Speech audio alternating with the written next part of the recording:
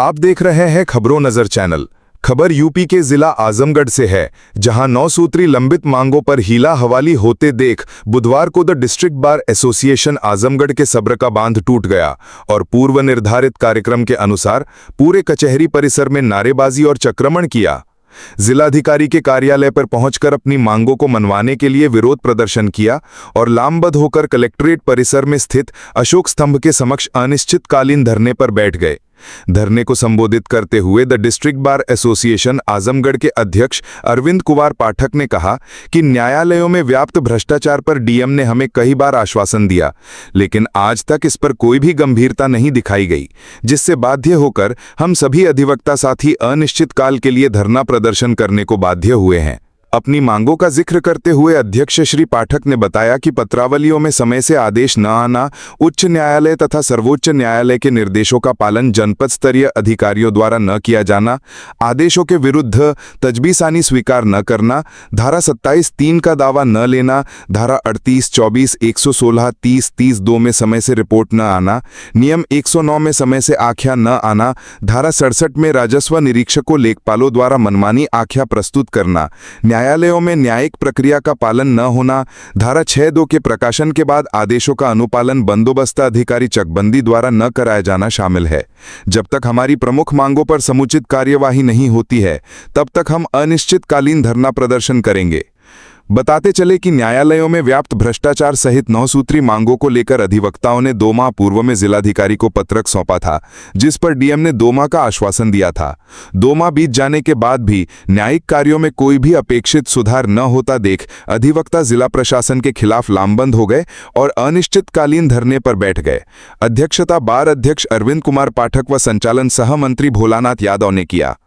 मैं हूं शमीम जराजपुरी और आप देख रहे हैं खबरों नजर चैनल। दर्शकों, मेरे साथ बातचीत करने के लिए मौजूद हैं the district bar association Azamgarh के अध्यक्ष अरविंद कुमार पाठक एडवोकेट साहब। सर, आज का जो धरना था, जो विरोध प्रदर्शन था, वो किस विषय पर था और क्या मांगे हैं आप लोगों की? देखिए, आज का जो धरना था उसमें 9 सूत्री मांगे थे और 9 सूत्री मांगे बिल्कुल जनता से जुड़ी है, मतलब वादकारियों से जुड़ी हुई है।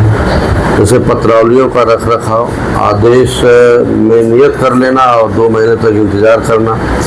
तो 2 महीने बाद कभी कभी डेटें लगती हैं, कभी 4 महीने के बाद फैसले भी आ जाते हैं और वो बल्कि वो चौंकाने वाले फैसले आते हैं। तो उससे लगता है कि कहीं न कहीं इसमें घुसखोरी की जाती है। वो सब मामले हैं और धारा 24 हुआ, 116 हुआ, 38 हुआ, 38(2) हुआ।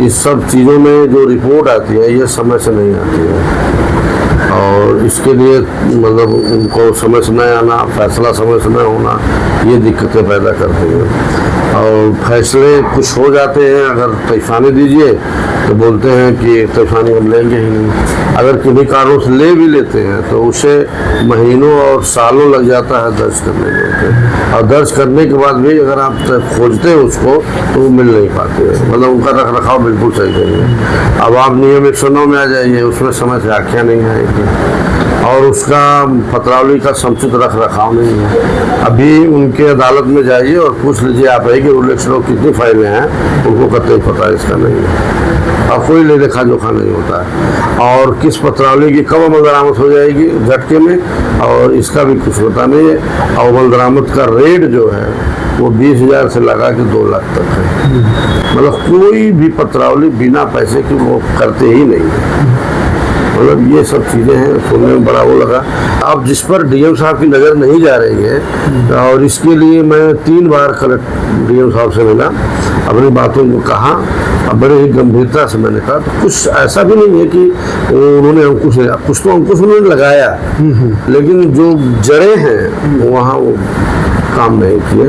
तो बहुत जिलाधिकारी से आप लोग मुलाकात की या? मुलाकात हुई, सारी बातें बताई गई। स्थिति ये हो गई है, अगर 100% वादकारी को आप देखें तो 90% ऐसे वादकारी हैं जो मुकदमा नहीं लड़ना चाहते हैं, फिर भी लड़ते हैं। वो अपने जेवरात को बेच देते हैं, अपने खेतों को बेच देते हैं और मुकदमा लास्ट में हार जाते हैं। जो 10% बच रहे हैं वो इतने सबल हैं, वो जितने नहीं देते हैं और स्थिति ये बन जाती है कि उनके पास कुछ रह ही नहीं जाता है। फिर वो अपने आप छोड़ देते हैं या तो फिर कुछ नहीं रह जाता है तो आत्महत्या कर लेते हैं। जैसे आता नहीं कि काश्तकार ने आत्महत्या किया, तो वो सब चीज़ बहानेबाजी है कि बारिश नहीं हुई आत्महत्या, ऐसा कुछ नहीं है।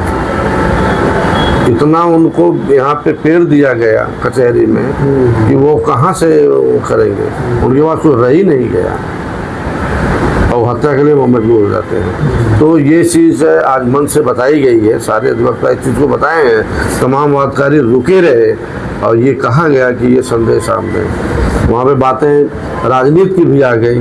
तो जैसे हमारे यहाँ 10 MLA हैं और 10 MLA की हालत यह है कि अभी जब चुनाव आएगा तो कचहरी तक सारे MLA आते हैं कि कचहरी चलेंगे तो वहाँ पे पूरे ज़िले की जनता मिलेगी और 5 साल तक वो फिर कचहरी नहीं आते। फिर वकील वो जानते ही नहीं कि वकील हैं कि नहीं है, कचहरी आजमगढ़ में है कि नहीं है, पता नहीं उनको चलता है। 2 सांसद हैं, उनको भी पता नहीं चलता है और MLC है तमाम, कोई जानकारी नहीं लेता है, न तो वकीलों का न तो जनता का। चुनाव आते हैं तो जानकारी रहती है। विपक्ष भी यही कह रहा है कि हम लोग अधिकारियों से मिलते हैं, ज्ञापन देते हैं, शिकायतों पर गंभीरता से सुनते नहीं है या फिर सुनवाई नहीं होती है।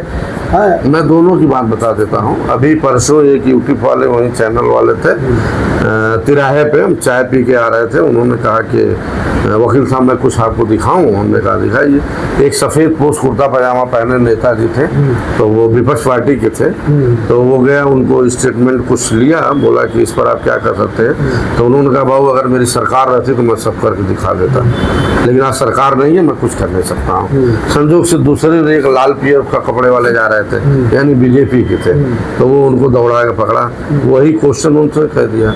बोला कि भाई देखिए मेरे पार्टी में तो एक ही है, वो भी मुख्यमंत्री जी हैं, आप वहाँ तक पहुँचा तो शायद हो जाए, लेकिन ये सोचो कि मैं कुछ कर दूँ तो मेरे पास कुछ है नहीं, पाओगे मेरा कोई सुनता नहीं जनता में। ये इन नेताओं की नहीं सुनी जा रही, सिर्फ अधिकारी अपनी मनमानी और उनका कहना है कि हमारी सुनी नहीं जा रही, लेकिन हम उसको कैसे माने। The district bar association Azamgarh के अध्यक्ष अरविंद कुमार पाठक एडवोकेट सब हमसे बातचीत कर रहे थे। खबरों नजर चलने के लिए शमीम जराजपुरी, आजमगढ़।